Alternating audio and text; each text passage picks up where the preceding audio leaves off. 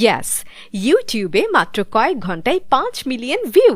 চরকি আর SVF এর YouTube চ্যানেলে এই গানের মিউজিক ভিডিও দেখতে জাস্ট হুমড়ি খেয়ে পড়ছে ফ্যানরা।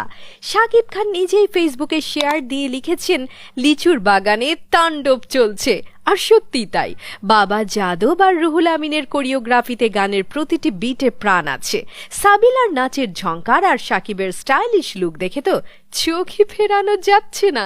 সাবিলা যে ভালো নাচেন সেটা তার ফ্রেন্ডদের বিয়েতে তার পারফরমেন্স দেখেই বোঝা গিয়েছিল, কিন্তু এবার তার স্টেপগুলো নেক্সট লেভেলে চলে গেছে। আর শাকিব খান তো এখন ইন্টারন্যাশনাল লেভেলের প্লেয়ার।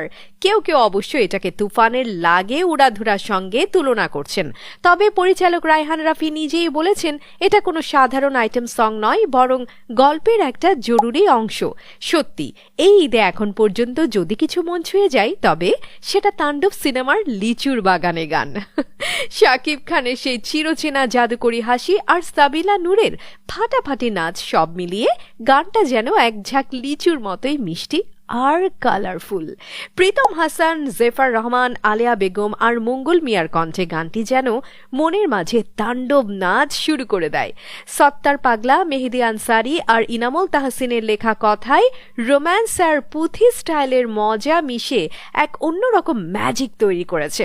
আর এদিকে অনেকে আবার গানটার সাথে কোক স্টুডিওর সেটআপের মিল খুঁজে পেয়েছেন, তবে কমেন্টে বেশিরভাগ দর্শকই বলছেন লিচুর বাগানে 100% দেশি। তাণ্ডবে 40 সেকেন্ডের একটি বিশেষ ক্যামিও চরিত্রে দেখা যাবে আরেক নায়ক শরীফুল রাজকে।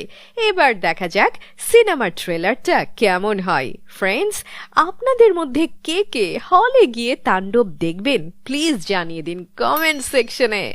কথা হচ্ছে নেক্সট ভিডিওতে। বাই।